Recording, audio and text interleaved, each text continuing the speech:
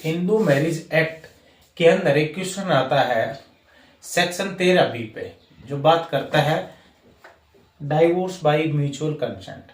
Section 13 बात करता है डाइवोर्स की, 13B बात करता है डाइवोर्स बाय म्यूचुअल कंसेंट। मैं आपकी जानकारी के लिए बता दूं, हिंदू मैरिज एक्ट 1955 जो था उसमें पहले सेक्शन जो 13B था वो नहीं था। म्यूचुअल कंसेंट से डाइवोर्स का कोई ग्राउंड पहले नहीं होता था। ये 1976 में अमेंडमेंट करके इसमें इंसर्ट किया गया 13B, divorce by mutual consent. अब इस पे हम जो देखते हैं, हम इसके डेफिनेशन देखेंगे, इसके ग्राउंड्स देखेंगे, उसके बाद में इसका प्रोसेस क्या है वो देखेंगे, इसके बाद इसके रिस्ट्रिक्शंस क्या है तो वो देखेंगे। उसके बाद में हम देखेंगे कि टाइम पीरियड की क्या बाउंडेशन है। उसके बाद में हमारा जो क्वेश्चन बनता है कि whether consent can be withdrawn, एक बार दिया हुआ कंसेंट क्या आप विड्रॉ कर सकते हो। उसके बाद में एक question can customary divorce allow, यानी कस्टमरी डाइवोर्स है उसको जो है लो अलाउ करता है कि नहीं करता, ये सारी चीजें कवर करें।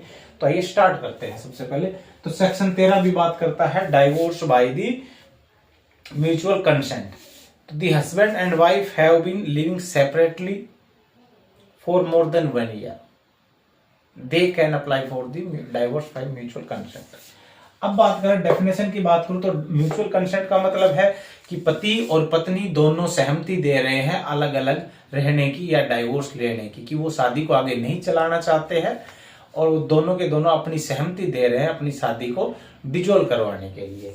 उसके बाद आते हैं ग्राउंड्स की बात करो तो ग्राउंड्स की बात करूं तो सबसे पहले है कि लिविंग सेपरेटली मोर देन 1 ईयर, यानी हस्बैंड एंड वाइफ एक साल से ज्यादा समय से एक दूसरे से अलग रह रहे, यानी कम से कम अलग रहते हुए उन्हें 1 साल हो जाना चाहिए, पहला ग्राउंड। दूसरा इनकैपेबिलिटी लिविंग टुगेदर, यानी अब कोई पॉसिबिलिटी नहीं है कि वो एक दूसरे के साथ में रह पाए। और तीसरा ग्राउंड मैंने बताया कि दोनों ने क्या दिया है, कंसेंट दिया है। तो ये अगर ग्राउंड है 1 साल से ज्यादा अलग रह रहे हैं और इनकैपेबिलिटी ऑफ टुगेदर, दोबारा एक दूसरे के साथ में नहीं रह सकते, तो ये सफिशिएंट ग्राउंड है कि आप म्यूचुअल डाइवोर्स के लिए आप जा सकते हैं। उसके बाद में प्रोसेस की मैं बात करूं तो प्रोसेस की बात करूं तो सबसे पहले कहाँ अप्लाई करेंगे आप इसके लिए, तो इसके लिए दोनों के दोनों हस्बैंड और वाइफ सबसे पहले कंसेंट देंगे अपना कि दोनों डाइवोर्स चाहते हैं एक दूसरे से।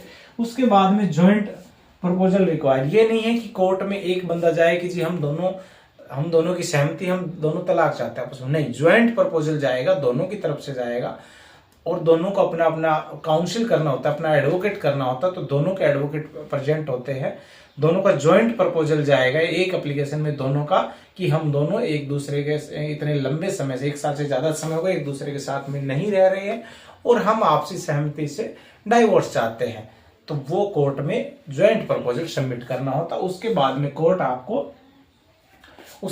कोर्ट आप दोनों का कंसेंट लेगा, आप दोनों से सिग्नेचर लेगा ज्वाइंट प्रपोजल पे, वेरीफाई करेगा। उसके बाद में आपको 6 मंथ का टाइम देगा, आपको 6 मंथ का टाइम देगा कि 6 महीने के बाद में आप दोबारा आएंगे।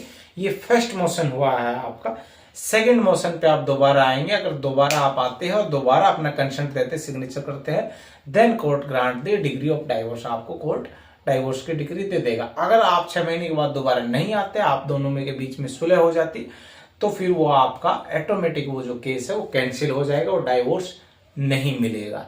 यानी कोर्ट आपको समय देता है कि 6 महीने का आपके पास में समय, आप सोच लीजिए, अगर आप दोनों की शादी चल सकती है तो आप दोनों फिर से रजामंदी कर सकते हैं, तो वो कोर्ट समय देता है। अब बात करो रेस्ट्रिक्शन की, तो रेस्ट्रिक्शन आप हिंदू मैरिज एक्ट का सेक्शन 14 जब पढ़ेंगे तो उसमें ऑलरेडी दे रखा है कि आप 1 साल, शादी के 1 साल से पहले आप कोर्ट नहीं आ सकते डाइवोर्स के लिए। वो इसलिए समय देता है कि शादी हुई, शादी के 10 दिन बाद में ही हस्बैंड और वाइफ आए दोनों मिलकर कि हमें लगता है हमारी शादी नहीं चल सकती, हम डाइवोर्स चाहते हैं, तो ऐसे केस में आपको कोर्ट डाइवोर्स नहीं दे सकता, क्योंकि कोर्ट सेक्शन 14 बात करता है कि कम से कम आपको 1 साल हो जाना चाहिए शादी को, तभी आप कोर्ट में डाइवोर्स के लिए आ सकते हैं। सेम ग्राउंड ये जुडिशियल सेपरेशन में भी रहेगा और सेम ग्राउंड ये रहेगा आपका डाइवोर्स, जो डाइवोर्स हस्बैंड या वाइफ में से कोई भी ले रहा है तो उसमें भी 1 साल से पहले नहीं जा सकते आप।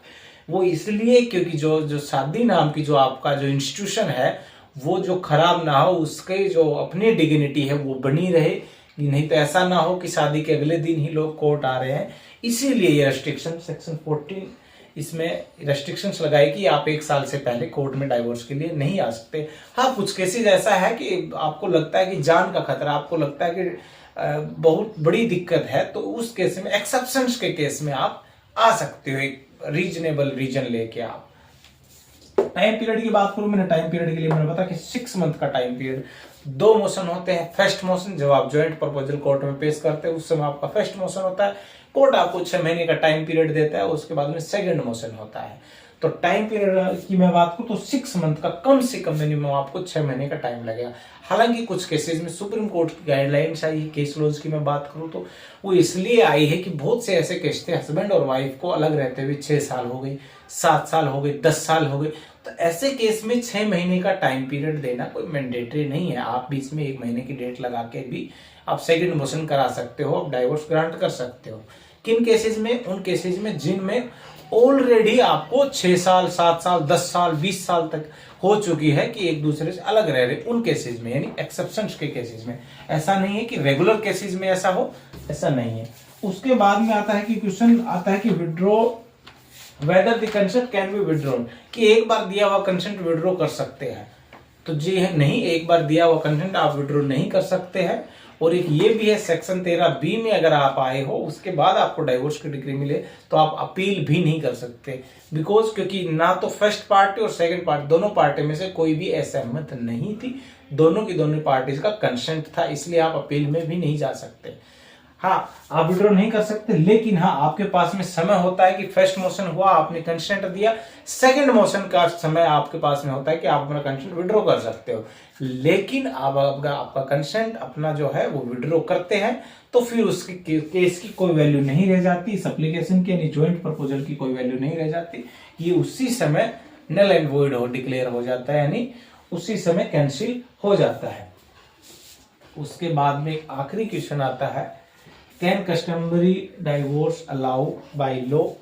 तो ऐसा कोई स्पेसिफिक लॉ नहीं है जो कस्टमरी डाइवोर्स को मान्यता देता हो या इसको अलाउ करता हो।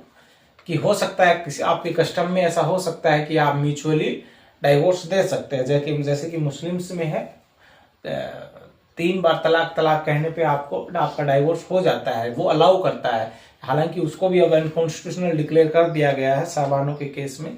लेकिन हिंदुओं में ऐसी कोई प्रथा नहीं है कि कोई ऐसा कस्टमरी लॉ को परमिशन दी जाए। अगर ऐसा है किसी के कस्टम में ऐसे डाइवोर्स होता है तो कोर्ट में उसकी कोई वैल्यू नहीं है, यानी लॉ में उसकी कोई वैल्यू नहीं है, वो नहीं माना जाएगा। तो ये था आपका section 13B divorce by mutual consent.